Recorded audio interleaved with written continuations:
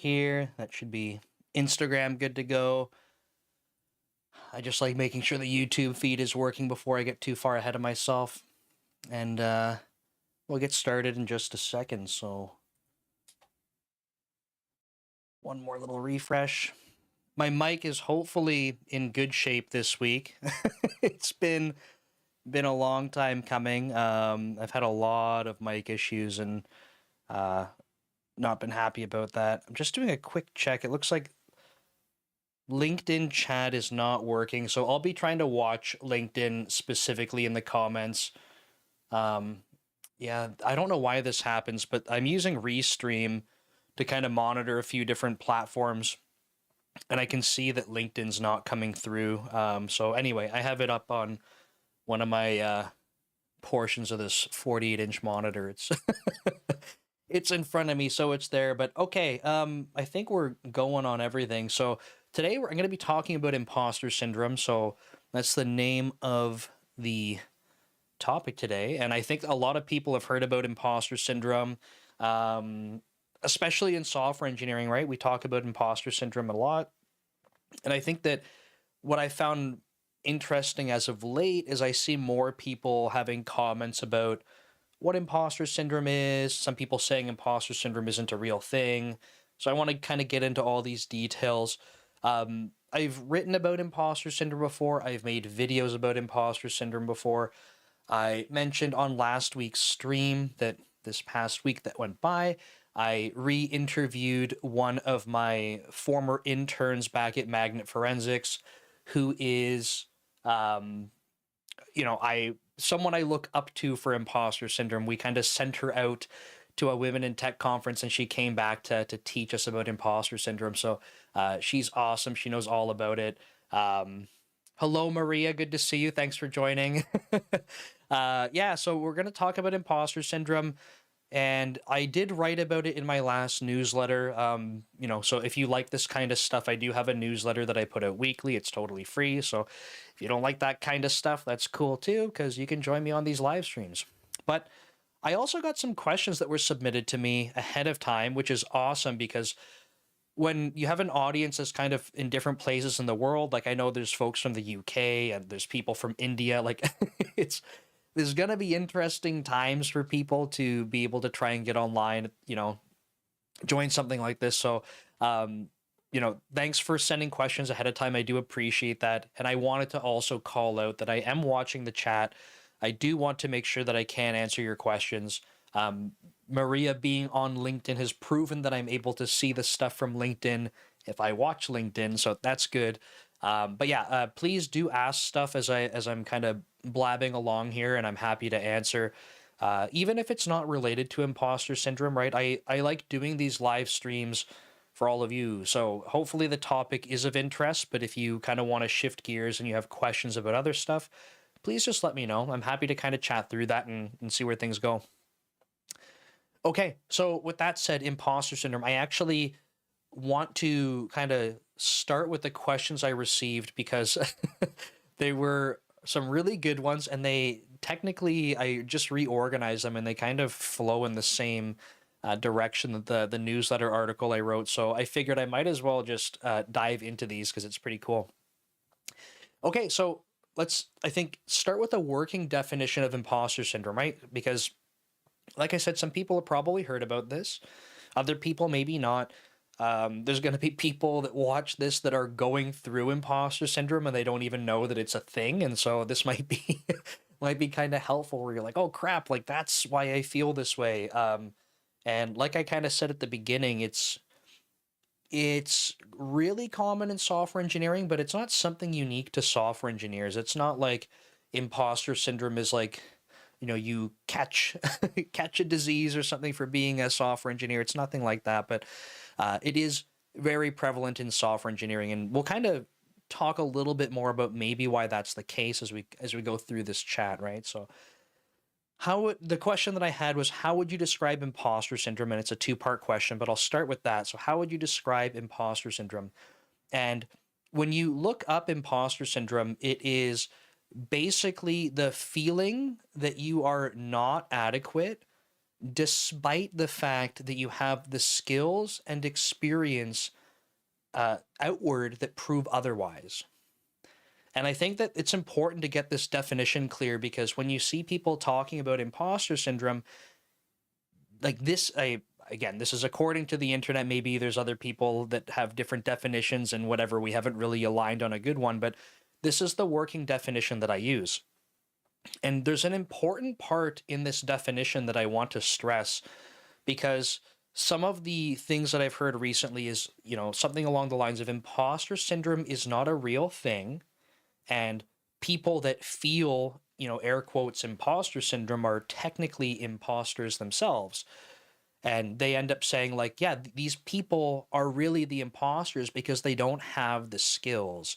And the reason that I want to make sure we have this clear working definition from the beginning, and I will try to reiterate this because as the stream goes on, people do end up joining it. So if you're watching this recorded and you're like, Nick, why the heck are you saying this over and over? That's why. But the important part from the definition is that you do actually have the skills. This is important. Imposter syndrome is not, hey, I don't have the skills and now I feel like an imposter, because yeah, that would be an imposter by definition, right? If you are faking it and you don't have skills, then you are an imposter. But that's not what imposter syndrome is. Imposter syndrome is when you do have the skills and experiences that warrant you being in the position that you're in, yet you don't feel like that's the case. Okay, so I think that's an important thing. Just reading Maria's comment here, we all suffer from it every career stage because we care. Yeah, we care about our teams, we care about our customers. Yeah. And sorry, I'm kind of looking around my camera and stuff just because maybe this is not in a great spot. I'm going to move this around so I don't need to stare at my own face here as I'm kind of chatting through stuff. Give me one sec. Then I can watch the LinkedIn chat. But unfortunately, the LinkedIn chat's not going to, like, you can see on the video feed, it's not going there. So I apologize. I'll try to read out the comments I see.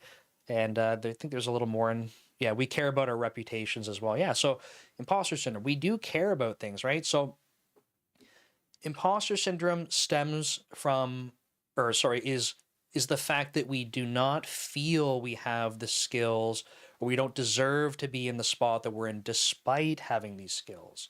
Okay, so that's important to note. The second part of this question was, and do you think there are people who are more impacted by this than others?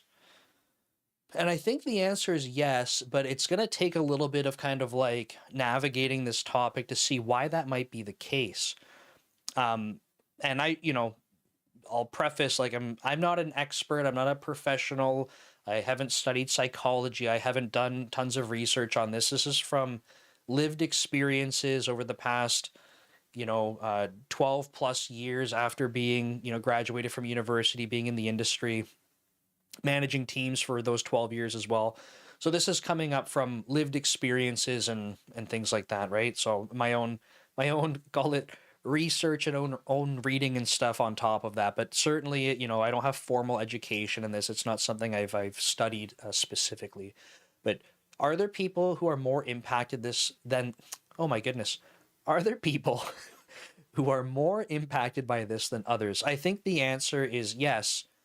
And I think that a lot of imposter syndrome can boil down to some self-esteem challenges, some self-confidence and self-worth challenges, right? So people that already are maybe a little bit more prone to this type of thing, I think will feel imposter syndrome more.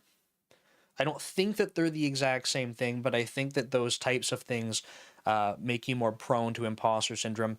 And I want to call out too, because when I was writing this article, I didn't realize this, but I kind of want to call it out in the beginning here that, and I don't know if it has an official name. I'm going to call it like, it's not called comparison syndrome, but it was basically the idea that imposter syndrome is technically separate from this other thing that's like constant comparisons to others. There's a bunch of articles that try to make this claim. And like I said, I'm not a professional, I'm not a psychologist, I don't know fundamentally the root of these things, but what I did see was that even for people saying like, hey, they're not the same thing, they were also saying basically like they almost go hand in hand anyway. But so it's very common that you have both of these things. So for the purpose of discussion here, I don't want to get too nuanced about like this is a hyper specific critical definition. I'd rather just talk about you're probably going through both these things anyway, so we might as well just talk about them together. So are there people that are more impacted? Yes, I think self-esteem, self-confidence, those types of things. And and being in environments where there's more comparison going on. So this is going to kind of come out in the video that I'll release where I interviewed my former intern Julia, and she was really, kind of driving this point home that when you're in positions where comparisons can be made, and there's a lot of comparisons going on, so you're comparing yourself to those around you, right? You really can be more impacted by imposter syndrome. And then I'm kind of chaining some of these questions together, so I'm going to jump a little bit around here and kind of come back to this. But the next question was specifically within software engineering world, do you think juniors experience it more than seniors? Um, do you feel that it's lessened or worsened with experience, or is it just change in terms of how it presents? So a bunch of stuff going on with this question. I think it's great. Um, so let's talk about like software engineers in particular, right? So if we're thinking about imposter syndrome, kind of saying, yeah, like it can stem from having, self-confidence issues, things like that. You're starting to do comparisons. So let's think about people that are going into software engineering roles, right? I'm going to generalize a lot here. So if this doesn't like resonate with you, if you feel like, hey, like that doesn't describe my journey, that's completely different. I get it. I can't possibly, give one, made up experience is going to represent everyone. So I do apologize if you feel like this doesn't resonate with you. But from the experiences I've had working with engineers, especially ones that experience imposter syndrome, I think that hopefully this feels representative. But let's start from the beginning, right? So because I want to be able to answer, do juniors feel it more than seniors, right? So you are an aspiring software engineer. In order to get into software engineering, you need to have a lot of technical skills. And this is something we all know. Software engineering is very technical. And that means that you have to put a lot of effort into skilling up in these technical fields, based on the programming language you're working with or languages, the tech stack or tech stacks, your algorithms and data structures, doing all your leet code grinding. There's all this stuff to build up technical skills, right? So software engineering is very much like a knowledge based field, right? There's a lot of very, very smart people. And I think this is an important part to think about when we're talking about imposter syndrome with software engineers. There's lots of brilliant people in software engineering. So you starting out, you're like, okay, I know I got to skill up because I'm going to be working with lots of smart people. Okay, so you start this journey, and if you think whether you're going through a boot camp, you're self-taught, or you're going to university, like you are going to start finding yourself around other very smart people. And from the beginning, you will start doing comparisons, right? So you will start to say, hey, like I'm learning how to program in this, and you'll go watch tutorial as an example. You go watch your favorite YouTuber and you're like, wow, how did they know all this stuff? Like, I wish I could know all of that, right? You're immediately from the beginning starting to do comparisons. I do not know these things. This person knows so much. Wow, that's fascinating, right? And as we're acquiring knowledge and practicing these things, we constantly do these comparisons, right? And one of the questions on this list is about if I've experienced imposter syndrome. I'm going to try to hold off on.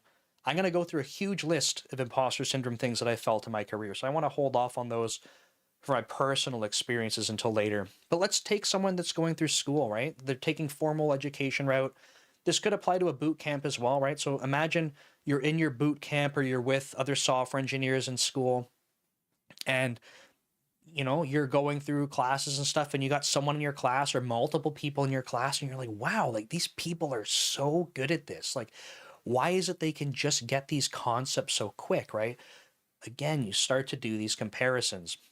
And a lot of the time when we're doing these comparisons, what ends up happening is that we're hyper focused on the things that people are really good at. Okay, so it's like statistically not likely that everyone else around you is really good at everything. What's probably happening is that people around you are going to be very good at particular things that you happen to be noticing. And as a result, you might look, person A and you're like, wow, they are so good at debugging things. They're amazing at it. I can't believe how good they are. I wish I could be that good. So immediately you are scored below them. So, that doesn't feel so good. Now you look at this other person. Wow, they really get data structures. It's so incredible how they can do that. Wish I could be that good. Okay, you're scored below them. But like you're doing a very specific comparison to these other individuals, and you keep, as you do this, you keep finding all the good things about other people that are better than you. And as a result, you end up being like at the bottom of the totem pole because you've cherry picked the expertise of all the people around you. So suddenly, like, yeah, you're at the bottom of the totem pole because, of course, when you cherry pick everyone's, superpowers, you're not going to have them all. That's part of it. Just reading the comment here from Maria, and there's so many new things coming up in tech constantly. It might not be easy to be on top of everything. Yeah, it's it's basically, even if we stopped having new things, right? So Maria's absolutely right. But even if we stopped having new things, so someone snaps their fingers, no more new technology. You're still not going to catch up on everything that's out there right now. Like it's impossible to be an expert in all of it. Okay, so we start doing these comparisons early. Right now, we're going to have to go through the interview process. We're trying to land our job. You're getting grilled on stuff.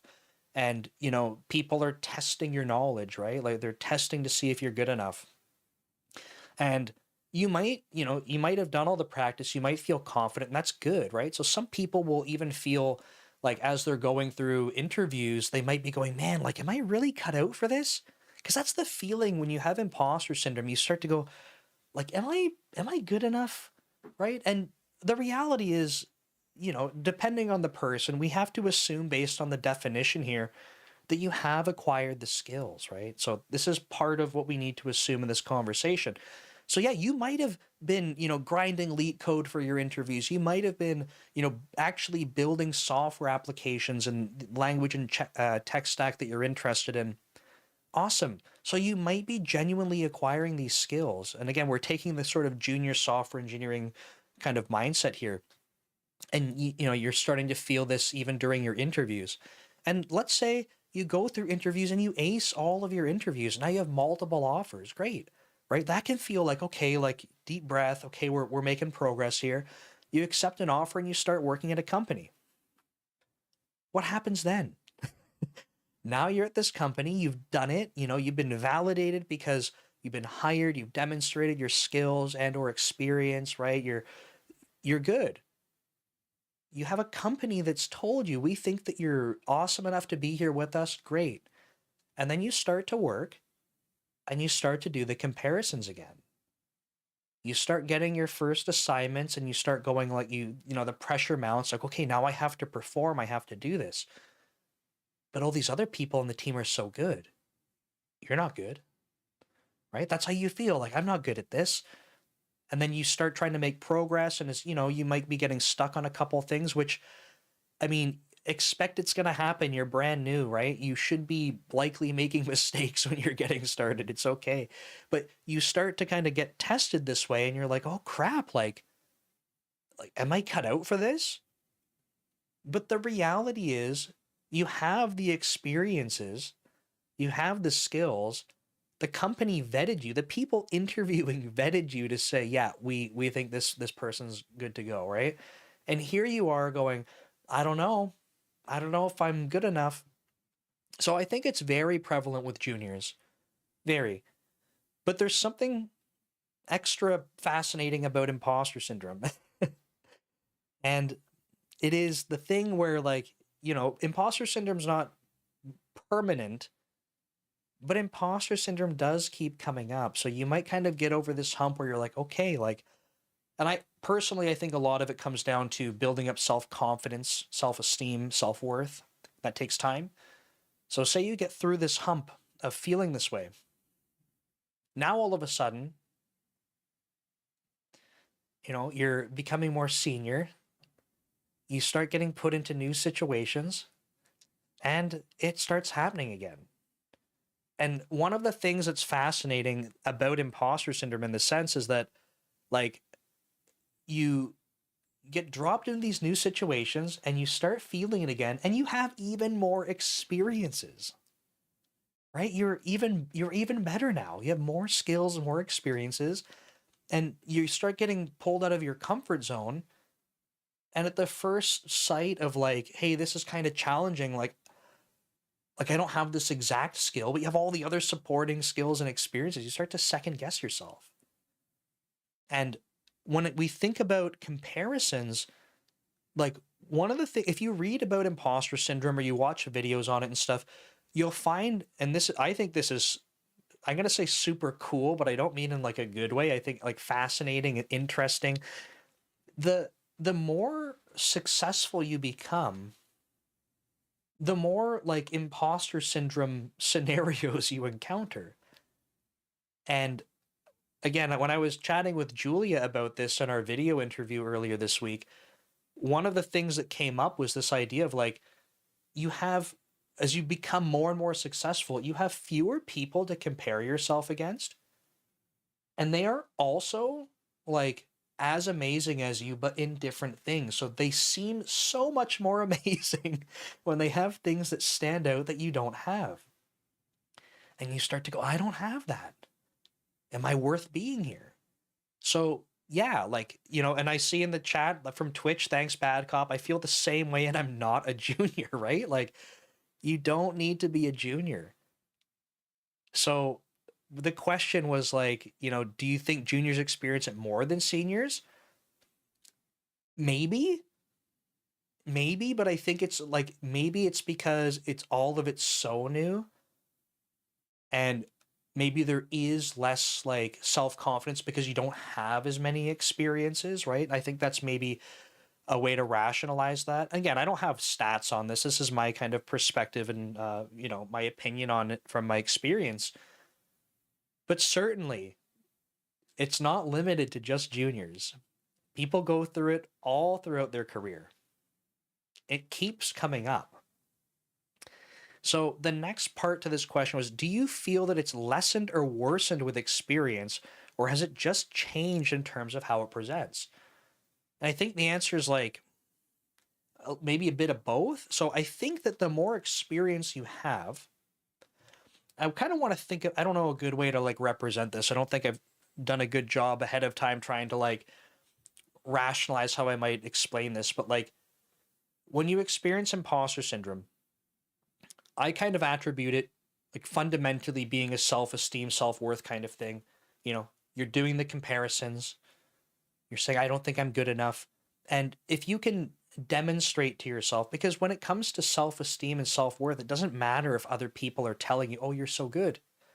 That might help a little bit, but it's brief, it's fleeting. You need to be able to truly believe it for yourself. And if you are a person who has ever suffered with self-confidence issues and maybe like kind of come out of that, you've kind of, you know, worked on yourself to do that, you will know that like you have to spend time on yourself to be able to improve that.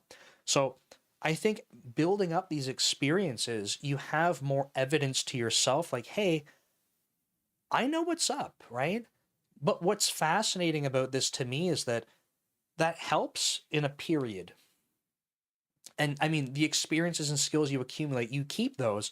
But when you get pushed into this next phase of like whatever your career or your life is throwing at you, you know, you're now going, hey, this is new territory.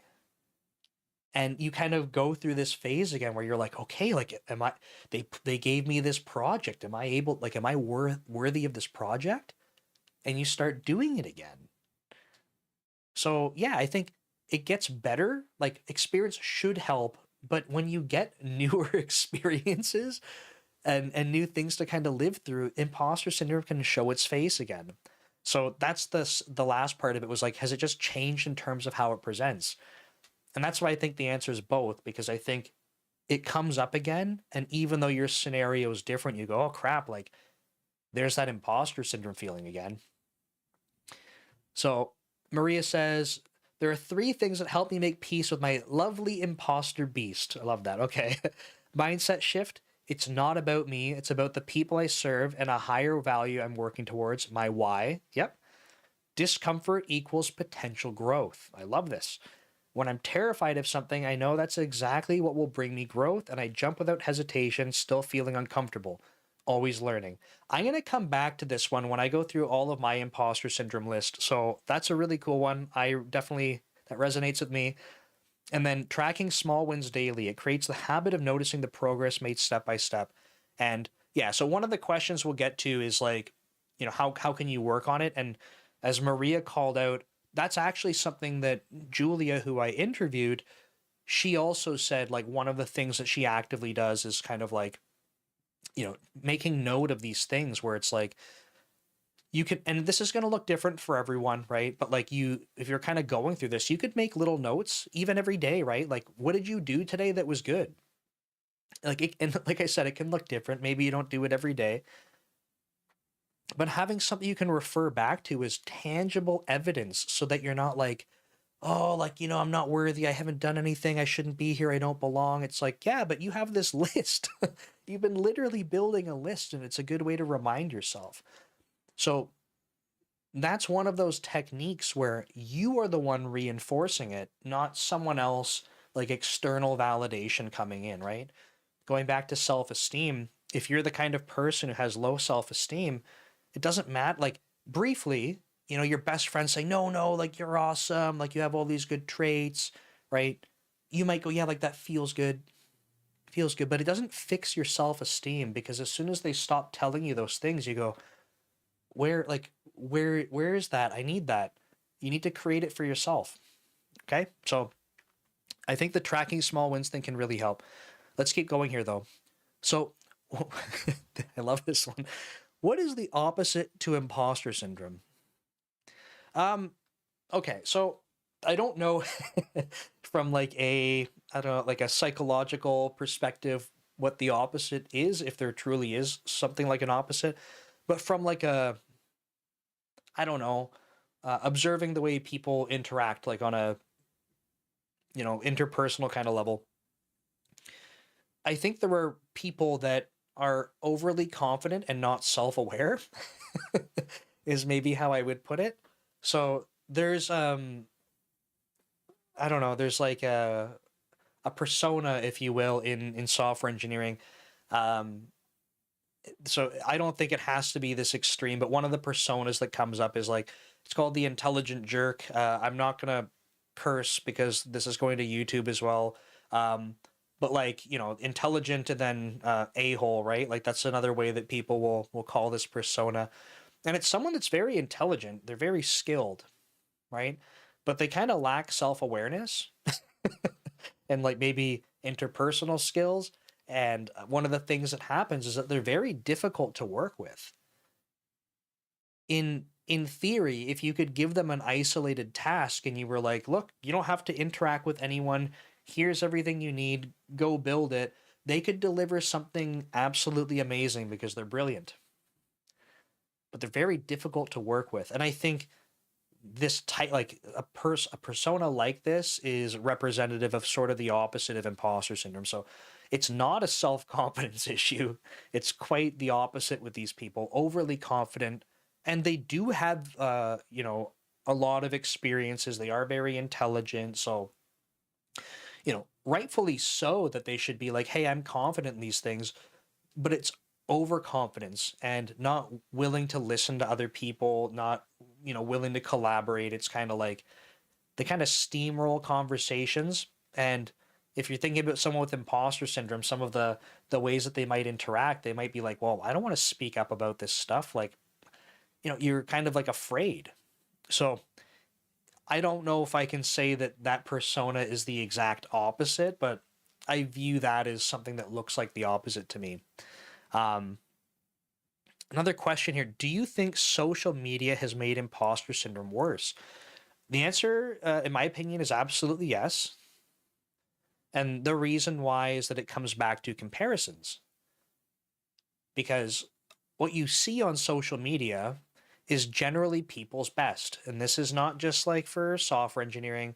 Think about, I think the most obvious one is like fitness and beauty standards, right? I'm not going to talk about beauty standards because it's not, I don't know, not my wheelhouse. I'm, I know I'm beautiful, but I'm not looking at beauty standards of others, but I do, I do like bodybuilding a lot.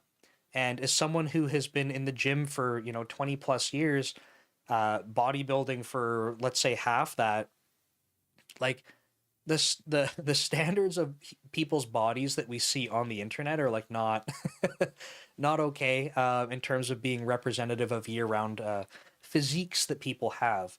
So if people look like they are a bodybuilder all year round, it's just not real. And it's not real because it's not healthy to be at body fat percentages that are that low. So you are seeing what people want you to see. Of course, they did all the work. They want to show you the pictures of them looking their best. And they're also trying to sell products and influence you and share information, right? If, for example, if someone was, into fitness and they're selling you things or they're trying to give you information, again, growing their following, if they're showing you not at their best, like you're like, why would I trust this guy? Like he doesn't even have a six pack and he's trying to give me advice on how to have a six pack. It's like, yeah, it's not going to be good marketing. So and I think people can relate to this because people have probably seen on Instagram or magazines and stuff, right? On TikTok, you see these people that look absolutely amazing and you start going like, why don't I look like that? I have been going to the gym. I'm going to the gym, 20 plus years and I don't have a, six pack year round and stuff. I don't have a six pack right now by any means. I was dieting for a bodybuilding show in February. And if I were to lift up my shirt right now, like there's no abs, not at all. Like, and at that point I had abs and vascularity, like, nope, all gone. It's just not like these are different standards. So bringing this back to software engineering and not me being maybe a little bit overweight right now is this idea where you have people that are presenting themselves online, sharing information. You're seeing their best. As a software engineering manager and a software engineer, like, I want to be able to demonstrate to my audience, hey, I know these things, right? That's what I want to do. I want you to know that I am like a person that you can trust with information. And if I, we're going to get into authenticity in just a moment, but like, I want to put my best foot forward. So you go, wow, like this guy knows what he's talking about. He seems so smart about this topic. Like that's the goal because I'm trying to grow an audience and that's what I want to show you. So yeah, I think that this type of thing makes you compare yourself to others significantly more and you're only getting the best version of these people. So it's so much worse for imposter syndrome. You're seeing people that are like they haven't even got their first software engineering job, right? That's fine, like they're on their way. And now they're getting onto social media and you're going, "Holy crap, like this person's doing so much. They're incredible." Like and wait, they don't even have a job yet? How am I ever going to get a job? Like, I'm not doing a quarter of the things they're doing. Like, you start doing this comparison. So I think it makes it significantly worse on social media. Okay, has imposter syndrome affected your career? If so, how did you overcome it? So, okay, this is going to be story time with Nick. Um, I didn't rehearse this ahead of time, but I just told myself when I go to answer this question, I'm going to walk through um, from high school, I'm going to walk you through my entire career up until right now.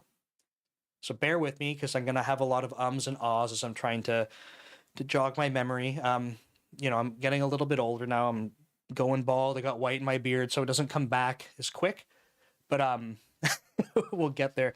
I'm just checking the chat on LinkedIn here before I dive in too deep. Excellent points. One of the good ways to improve imposter syndrome is to keep learning and brushing your skills. That helps stay on top. Yeah, stay on top of the game. It serves as a self check. There's a lot to learn. So I agree with this, and there's a nuance to this that I want to mention. Remember the definition of imposter syndrome from the beginning, and I know folks are coming and going on the stream. I can see the numbers go up and down and stuff. So the definition of imposter syndrome from the beginning was that you do have the skills and experiences, yet you do not feel that you are worthy despite those. Right? So to the point of, hey, like, you can help improve your imposter syndrome by keeping learning and brushing up on your skills. There's two parts to this, and the part of acquiring new skills and stuff, like, I actually do not think that that helps your imposter syndrome. And the reason I say that is because you already have a bunch of skills and you have imposter syndrome about it anyway. But what I do think helps about this, and this is just my opinion, by the way, I'm not, trying to say like, hey, you're wrong. Like, I'm not a scientist or a doctor. I'm just a dude, right? The the idea about being able to practice and improve upon your skills is a reinforcement with yourself. Hey, look, it's just more opportunities. Hey, look, I can do it. Hey, look, I can do it. So I do think that practicing things, it's not that you don't have the skill or your skill isn't good enough, because if that were the case, you would be an imposter, but that's not the case. You have the skills. But if you can work on them more, have more time to work with them, it's more opportunity to remind yourself, hey, look, I am doing it. So that's the nuance I want to call out. Again, my perspective. Okay, so story time with Nick. I'm going to start off. It's going to sound a little cocky because in high school I didn't have to worry about school. It's gonna take a dramatic turn very shortly, but in high school I didn't have to try. I got very good marks. Felt like I didn't ever do homework. I just, people would put coursework in front of me and I could do it. Whatever. But that's where it ends. So in high school, I decided I'm going to go to the University of Waterloo for computer engineering. I'm going to make the claim that it's the best engineering school in Canada. And I'll arm wrestle anyone who disagrees. No, but it's supposed to be one of the best engineering schools in Canada. So I was like, awesome, this is going to be great. Thankfully, I had the marks from high school. It just kind of happened to work that way. And if you recall what I said about imposter syndrome and comparisons, you can guess what happens next. I go to university and I am surrounded by people who are seemingly infinitely smarter than me. Every single person is super smart. I went from being like, I'm not making this up. That's why I said it's going to sound cocky. I remember it like prom or whatever, people would vote for most likely to be whatever. I was voted the smartest person or whatever in my graduating grade. It was me versus some other guy, and I happened to win. But I just like, I'm not saying that I'm the smartest. This is just, small pond kind of thing. And I go to university and everyone is so much smarter than me. Instantly, I go, oh no, am I cut out for this? Should I be here? Right? It's instantly imposter syndrome. Now, there's something that made this a little bit worse, and it's pretty funny. And this is on the video interview that I'll put out. It's hopefully going to go out this week on Thursday. I was telling Julia this. My name is Nick, and in my class at the University of Waterloo, which, by the way that the terms work, and our program worked, is the people that you're with, you're basically going to be with them for 5 years straight, because we have internships and then we all come back at the same time. And it's only in upper year where you have some electives and it might change, but you are with that class the entire time. So the two smartest kids in my class by a million miles, complete geniuses, their names were both Nick. There was Smart Nick 1 and Smart Nick 2, and I was just Nick. I told Julia when we were chatting, I'm like, there could have been, like Nick 3, and like, I'm not even on the radar. I was just Nick, right? There were the two smartest kids in the class were Nick. It felt terrible. So I'm going through university feeling like I hate all of this. It's so hard. I don't like any of it. And then I would do my internships and it was a reminder like, okay, like, no, you do know how to program. You do love this. You're kicking butt here. But, you go through a couple of them. I had 6 internships. And the I don't know if I felt imposter syndrome at like the first internship, and I went back to the same company the second time, so that might have been okay, but still kind of feeling it in school for sure. The whole time I'm there. The third and fourth were at the same company, and I think in the very beginning, I felt some imposter syndrome, and this one's really weird because there was no one around to compare myself to. This company hired me, and I was the only developer, and I was an intern, but it meant the pressure was on. So this is a little different because I didn't have anyone to compare myself to. But what did help was when they were saying, "Hey, like build this now." After a little bit of time, I was like, I can deliver on anything they're asking for. So I was able to build up this like feeling of, hey, like I have all these examples and so far so good, right? Like give me the next one, I get it done. Okay, like I'm building up the confidence. So I was there twice. The fifth internship I did, this one was at a company where I had what was called like an architect role. And the architect role at this company was more about like prototyping things. So kind of focused on the direction that the architecture of the software might take. And that meant we would get to prototype, try things out, and then basically your prototypes would get taken on by feature teams where they would go kind of do it for real, so to speak. But you got to help kind of shape the direction that things should go in. And in the beginning of this one, I felt imposter syndrome, for sure. And one of the reasons why is I was doing a lot of desktop development. So I was like, man, like I was making like video games and making my own user interface frameworks and stuff. And I was like, I got, user interfaces, I got this stuff. I can build my own.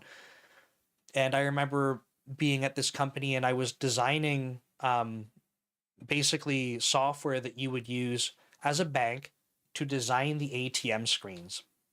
And my manager and my mentor, both of them were just awesome, right? So now I can start to compare myself, and I'm going, oh man, like these guys are really good. So the only comparison I have are these two. I'm not working with anyone else at the company. A very small kind of team around this. So that was another example where I had imposter syndrome again in the beginning, and it took me time because I was able to demonstrate again, like they would give me challenges, kind of have the imposter syndrome feeling, and I would work through it. And by the end of it, I felt confident, right? Because everything that they had given me, I was able to accomplish. The final internship I had, so now this is the cool thing about going for internship programs. I had basically, what, 1 year and I can't do math, 9 months of work before I go to my sixth internship. If I did my math right there, something like that, yeah. And so I've been building software now since I was 14. This is my like final year of university. I can code, and I get a job, and I'm working on iPads. I'm making iPad software. I'm using a Mac. I've never used that. What was fascinating about this job is that the founder and the CTO and the sort of the head engineer there were all from NVIDIA, all absolutely brilliant engineers. And like I'm going to say like I felt stupid not because they made me feel stupid. They were incredible people, but like the comparison part, I started to like I was making myself feel stupid. Like these guys are so smart. Like, I'm working, I don't even know how to program. It was Objective C2, the worst programming language ever made. And I was like, I'm struggling to learn this language. At this point, I knew Visual Basic 6, VB.NET, C Sharp. I knew Java. I knew C. I knew Python. I lost, I was counting on one hand. I might have recounted, but I couldn't learn Objective C. It felt so awful. And the point that I'm making here is not like, hey, look at all the things I know. It's like I knew 5 programming languages. I don't even know if I think I said C Sharp, right? I must have, because that's the best language. But I couldn't learn Objective C. It took me the entire internship. By the end of it, I was like, I think I got this. But I had a lot of imposter syndrome at that job. Okay, that's just internships. Now, first job, and it's going to take, there's only a couple of imposter syndrome feelings in this one, but first job outside of university, it's a digital forensics company. Okay, so it's a startup. Police officer founded it. He wrote some software. He's like, we're making this for real now. I've left the force. We're going to build forensic software. And I remember doing the interview. They were like super happy with my C# skills. I was like, heck yeah. First day on the job. Okay, he knows it's forensics. He's a police officer, right? He's going to help us kind of like go through some of this stuff. And I remember like the first meeting we had with the new engineers that were hired. So, can anyone explain NTFS file systems? And I remember sitting there going, I know literally nothing about like any of the operating system stuff, any file systems. And what was racing through my head was like, I just joined a forensic company and I have no idea about how these lower level things on computers work. And the whole thing we do is recover deleted information.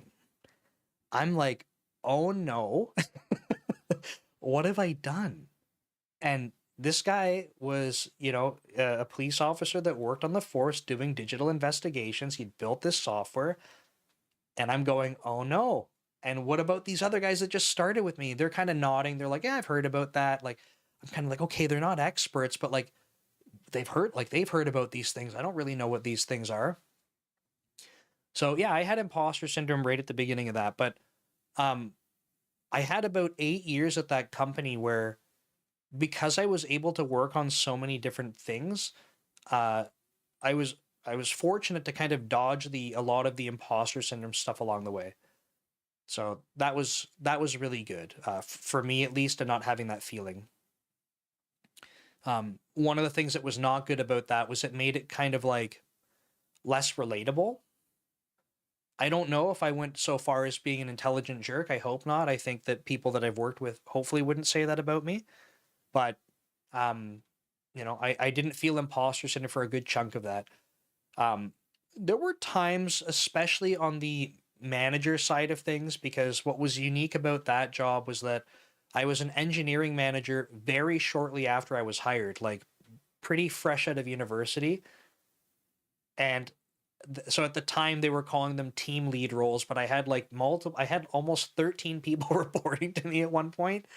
And I had like comp view, like I was an engineering manager, but like this company didn't even have like senior level engineers until like years in, right? So um yeah, like it was managing teams, and there were flashes of being like, that's actually like kind of why I started dev leader, right? There was that moment where I was like, hey, I don't know what I'm doing here. No one's ever taught me how to be a manager. um so a little bit of imposter syndrome, like, can I do this? But at that point, I might argue maybe I was an imposter.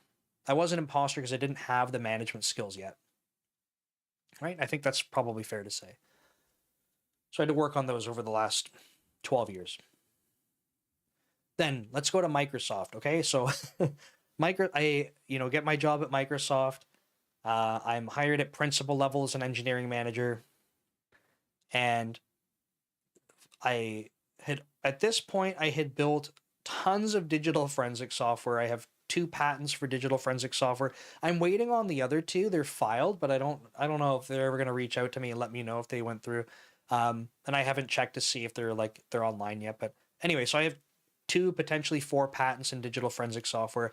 Built a lot of desktop applications, and I get my job at Microsoft working in deployment for deploying out to hundreds of thousands of machines and data centers across the world.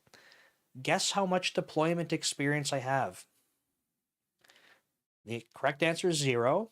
And the point is that, like, it wasn't required in my role. Obviously, it's a helpful thing to know, but the people that hired me had a lot of faith in my abilities to manage teams and my ability to try and be data driven and make sure that I could get the team to rally behind data to drive decisions. So the skills that I needed, that they wanted, I had the experience and the skills, but I started to go, oh crap. Like once I started, I'm like, how am I ever going to be up to speed? Like, oh, was this a mistake? Like, I did tell them, like, you guys know I don't have deployment experience, right? Like I was very transparent about it. I'm like, yep, we hired you because, and they hired me because I had different experiences as well. They were like, you have a lot of startup experience and growing teams. Like, we like that.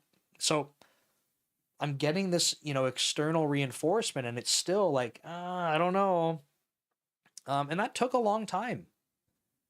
That took a long time. And again, so how many? That's not let's exclude my internships. That's at this point, that's my ninth year of working in the industry at principal level at Microsoft, and I'm having imposter syndrome. And the most recent thing, I just switched teams at the beginning of this year.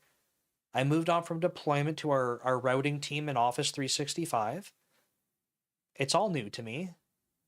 I've been a principal level engineering manager at the beginning of this year, would have been like, 3.5 years. So like almost 4 years now at principal level. And you bet I have imposter syndrome. You bet I do.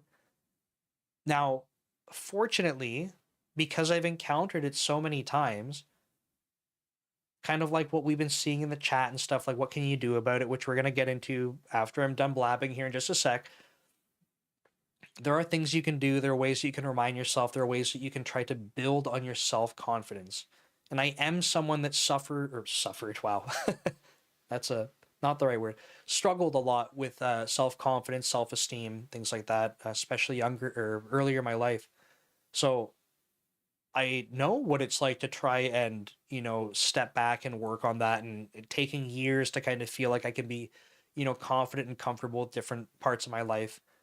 So there's a bunch of those experiences where I can say, hey, look, I'm feeling imposter syndrome like I am in my current role.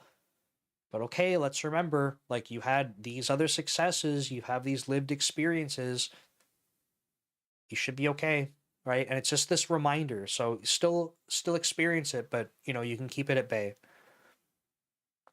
And yeah, so Marie says, thanks for sharing. You're welcome, of course. And I want to talk about some of this. So I'm still going through questions that were submitted to me. So this is just a reminder. If you have questions, like I will absolutely go through them on live stream.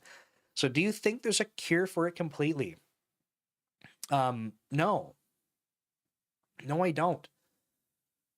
And the reason I don't is because I think that if you're susceptible to it in the first place, it's probably a lot to do with your personality, right? I mentioned if you're the kind of person who's had like self-esteem things going on, and I'm saying that, but I know there's people who probably like, I've never had self-esteem issues and I'm feeling imposter syndrome. Like, I get it, but I feel like there's this kind of classification of you're able to not feel confident in yourself, whether or not you've experienced outside of like, software engineering or not. But I think that if you're the kind of person where it comes up, you probably get rid of it for a bit. And then once you find yourself in an uncomfortable new situation, comes right back up. Looks different. Maybe it's not as severe. Who knows? So it's not the exact same thing, but it will keep coming back.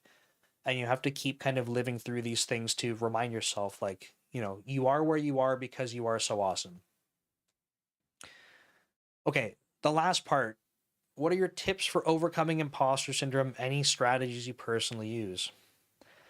Okay, so we kind of talked about one earlier, which is tracking wins. Now, personally, I don't do this. I think that, like I said, there's a part of my career there where I think that I dodged imposter syndrome for a while.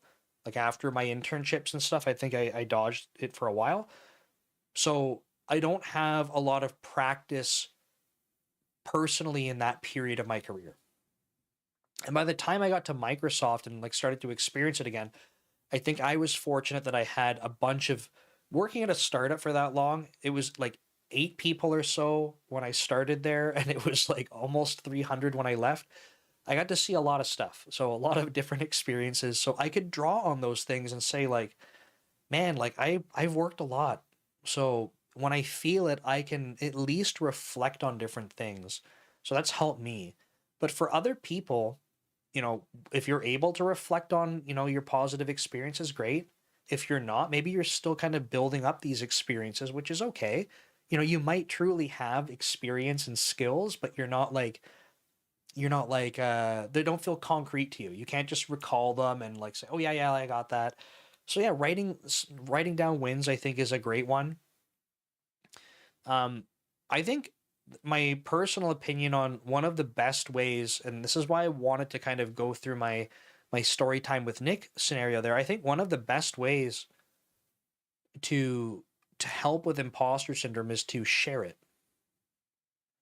And I say that because every single time I hear about people talking about it, it reminds me like, yeah, other people go through this. Like, when you have that feeling of, hey, I'm not alone, I think that's really helpful. And the other thing is like even me sharing it, it makes me feel good to be able to sit here and go, yeah, like I'm human. I go through stuff like this. Like it's fine. Like I'm still going. I'm still trying to, make improvements. It's come and gone in my career. I'm still here, right? And that's, I mentioned authenticity briefly earlier. I said I want to be able to present to everyone my best version. But truthfully, my best version for the audience I want to build is to be authentic.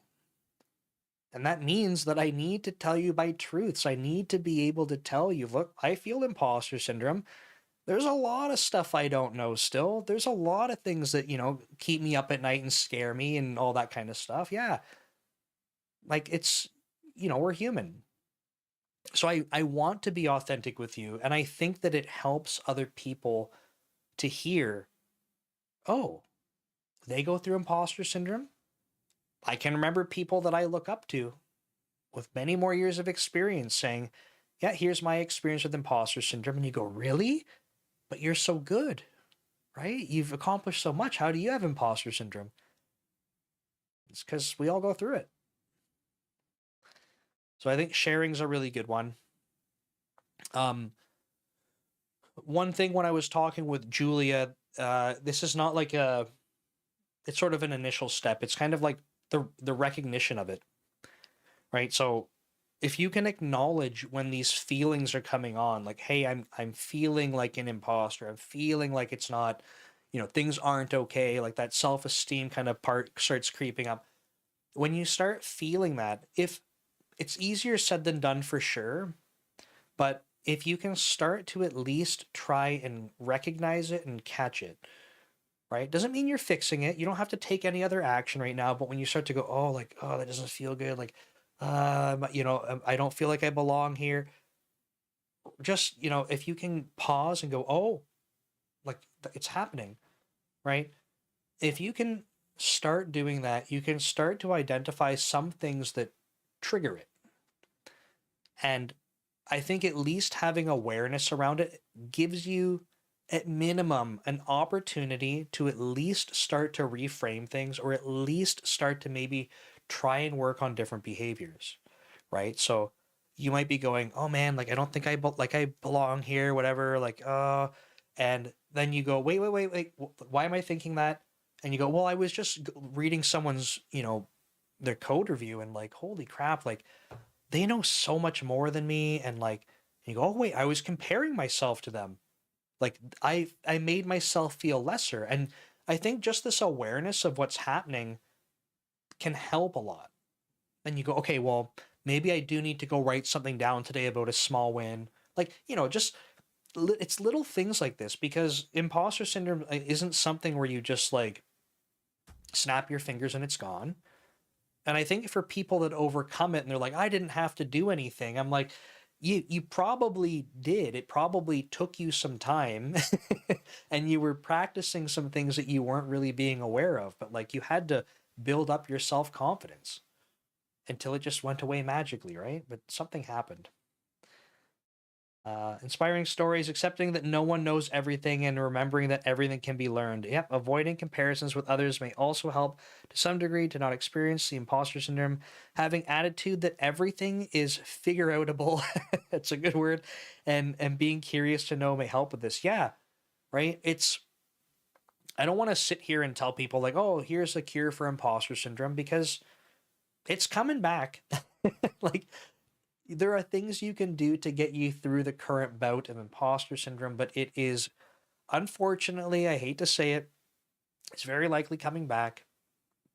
But that's okay, because I think Maria said something really good earlier on the LinkedIn chat, which was, I'm going to scroll back up so I can read the direct quote, right? Discomfort equals potential growth. When I'm terrified of something, I know that's exactly what will bring me growth. And I jump without hesitation, still feeling uncomfortable. Always keep learning. So I wanted to come back to this kind of at the end of the imposter syndrome portion of this talk, because in my entire, I've written posts and stuff about this, but in my entire career, and like based on my personality, I'm very like conservative. I get terrified of taking risks. Terrified. And if I think back about all of these situations where I was kind of forced into something uncomfortable and I'm like, oh no, like here we go, like I'm not ready for this, I'm scared. Every single one of them was an enormous growth opportunity. That digital forensics company, when I was like, oh crap, I don't know anything about digital forensics, I went on to go, almost by myself rewrite one of their applications that was there in the very beginning. I sort of, I want to say, like, I founded the mobile digital forensics part with, with a colleague in that company. I hadn't done mobile digital forensics before. I pioneered there the cloud acquisition with other people on my team. So being able to get data from, cloud sources and bring it in. I built by hand the remote data capture for digital forensics. Like, all of those things I would not have done if it weren't for putting myself into this ridiculously uncomfortable position. Right? My latest ridiculously uncomfortable position is I joined a team at Microsoft that does routing, serving trillions of requests per day, and I have never worked on any software that does routing. So, this is my next growth opportunity. This one came up for me, and I wasn't yet ready to go look, and the opportunity came up. And this is the first time in my life, to what Maria said, jump without hesitation. I remember having this conversation and going, it would be stupid for me to say no to this opportunity. That was it. I knew that this was going to be a growth opportunity. It's the first one in my life where I was like, I'll go do it without hesitation. Every other time, you bet there's a lot of hesitation. So that's imposter syndrome. I'm just doing another chat. There's a question from YouTube. It's not imposter syndrome related, so I'll answer this one from, I don't know if I'm going to get your name right, Ankush. So I'll answer that from YouTube. If there's other questions and stuff about imposter syndrome or anything else, let me know. I'll wrap up the stream once these questions and stuff are done. So I'm happy to, if you guys keep having questions, I'll stay here and answer them. So, hey, can you tell me, I'm a beginner in this field, so can you tell me how I can progress in my career? Yeah, so this question will need a lot more sort of context so that I can give you a better answer, because I don't know how much of a beginner. Like, I don't know if you have started programming. So feel free, keep adding more context, right? Like, I don't know if you've got your first job, if you're trying to even decide to get into software engineering, anything like that. But the more context that you can offer with your questions, the better I can try and help you. If you just want super, super general advice to start on this kind of thing, the number one thing that I would recommend is you're not going to pick the best programming language because it doesn't exist. So don't worry about that. Don't get paralyzed trying to wait for the best language or the best tech stack. Just, you want to figure out, if you like programming and software engineering, you have to start building things. So I would recommend thinking about the types of things that seem interesting to you. And you may guess wrong. You may hate building them. There might be something else that's interesting to build. And that's okay, because you can always switch. But you want to start with something And I would recommend you pick something that seems interesting to you, because when it comes to learning stuff, if you're like fighting it and wanting to resist it, you're probably going to give up because you're like, why am I doing this? I hate it. And even if you don't give up, like it's good, like you're persevering, good job, but you're probably not going to enjoy it if you pick something you're not interested in, and it's going to make it such that the material feels much harder to learn. So I do recommend, for example, if you're like, I think it would be really cool to go build a mobile application, absolutely start there. Like that's it. Just go start. You go online and search like what programming languages can you use if you want to go build on Android or iOS, or maybe you're like you see cross-platform and you're like, I don't know what that even means, but it seems cool. Like, what do I use? Start somewhere, right? Start building things.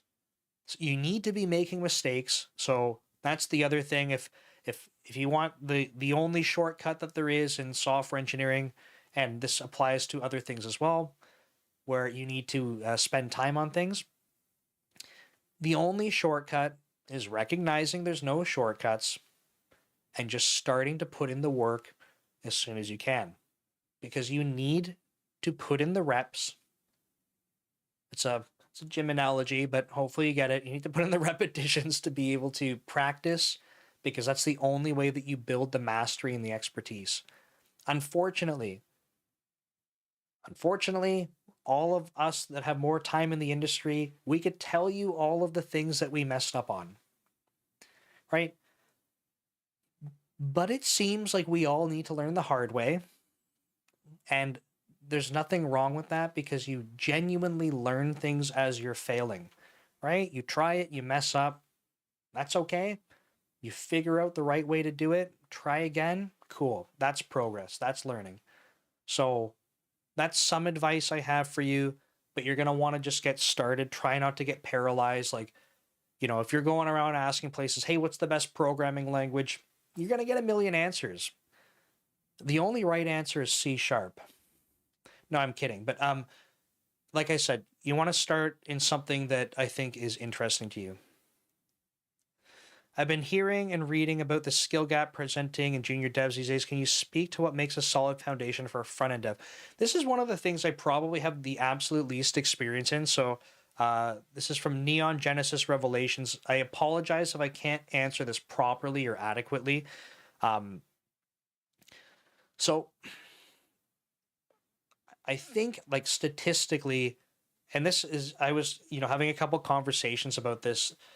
There's a lot of people getting into software engineering starting in front end development, right? And there's a handful of reasons why this is the case. One is like there's many places that need front end developers. So like there's a demand for that kind of thing. The other thing is that when it comes to front end development, you have a feedback loop that's like, I make a change, I see a thing. It's very satisfying. It sounds kind of funny, but when it comes to learning things, you're like, I do this, I get result. When it comes to back end stuff, you're compiling stuff and you're like, cool, like I'm stepping through the debugger and I see it working, and like, oh cool, there's a record in a database, but like there's there's no visual feedback. So for some people, it's just less appealing. So I think that getting started in front end stuff, plus you got a lot of boot camps that are doing that. I think there's a lot of front end developers that are coming into the industry, and again, nothing wrong with that. But reading about a skill gap presenting in junior devs these days. So I guess the question is, what's a solid foundation for a front end dev?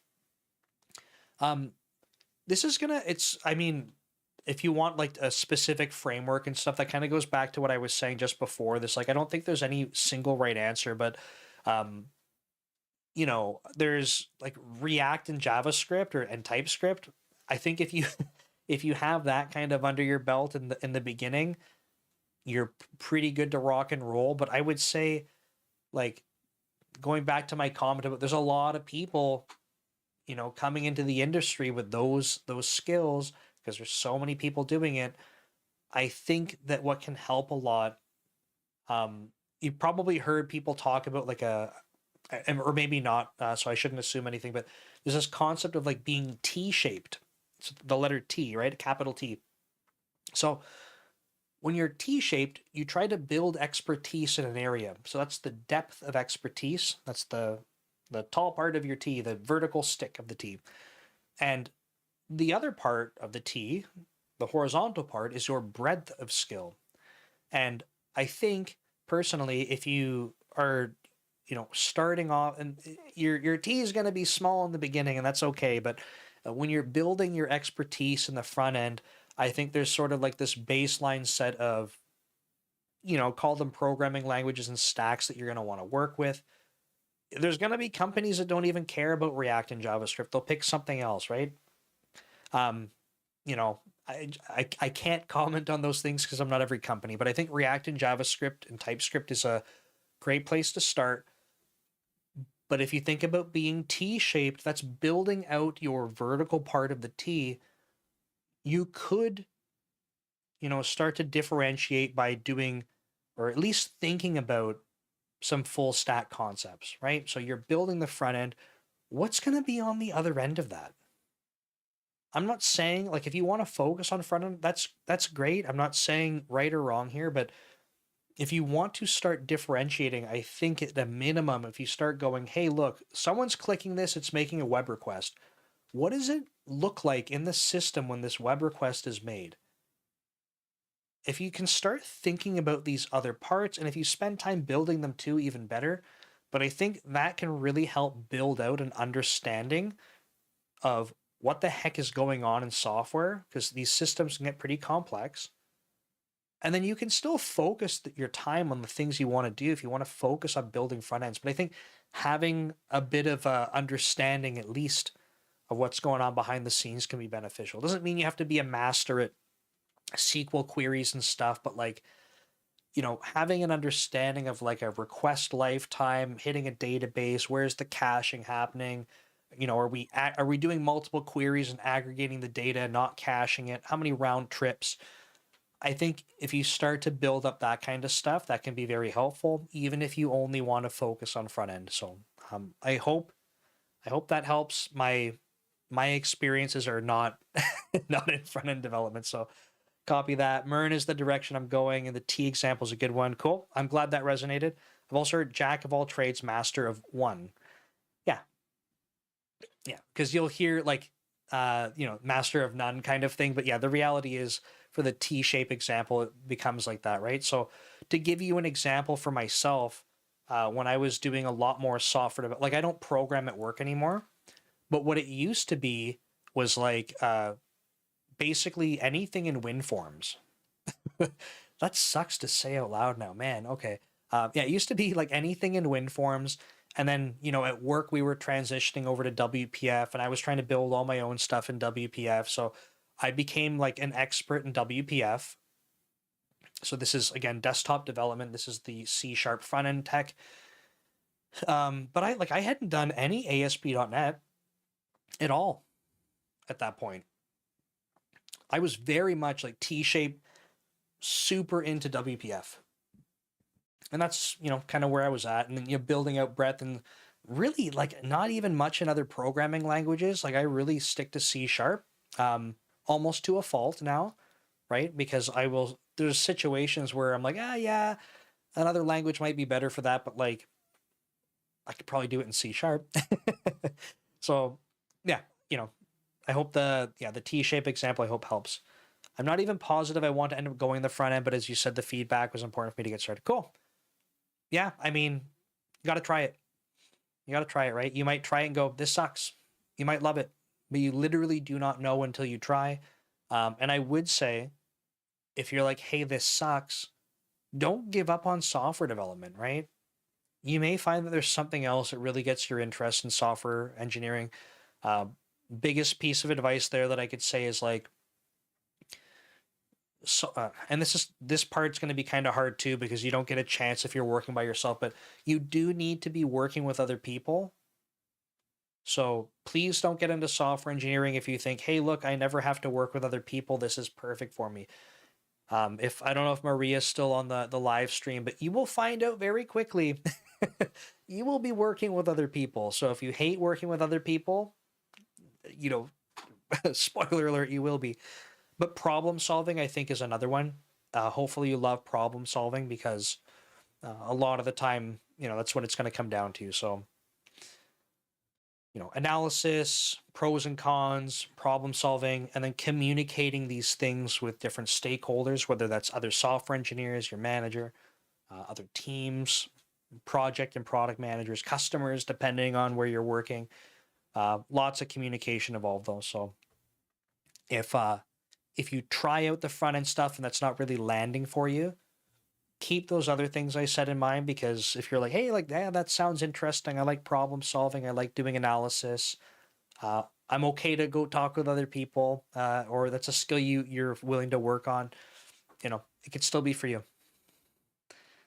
And Maria is on LinkedIn. I know the chat's not going into the video feed, but that's true. Communication will be there for sure. So there you go. Maria is a coach for communication for software engineers. So she knows a thing or two about that coming up. So there you have it. Okay, folks, I don't see any other questions. I will kind of do a bit of a sign off here, but if there's any, as I'm signing off, if you jump in with any other last minute questions, I'm happy to answer. But yeah, thank you so much. Usually what I try to do at the end of these, and I need to get better at this. I got to do a little bit of like self promotion and advertising and stuff, right? So I'm going to switch over to, hopefully this works. Can I put my camera on here so you can see? Oh, see, look, I'm in the corner. I do have courses on C# available on Dome Train. So if you want to get started in C#, you're interested in this kind of thing, absolutely, please head over to Dome Train. This getting started one, you don't have to have any programming experience whatsoever, so you can get started with that. The deep dive one builds on that. Together, these are 11 hours, and if you want, you can go get the bundle. It's discounted, but the bundle has both discounted 20%. I never promise that, you're not going to be an expert by the time you finish my course.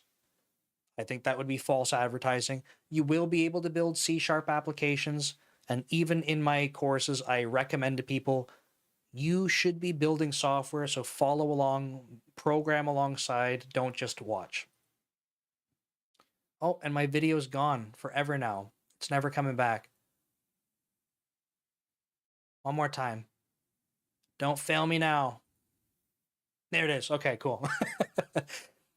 Awesome. Okay. Thanks, folks. I appreciate it. I will be live streaming again next Monday. I'm going to try to get another stream where I'm coding stuff as well. So I don't have that scheduled yet, but that might be a little bit ad hoc. So we'll see. But thank you so much. And yeah, hopefully you can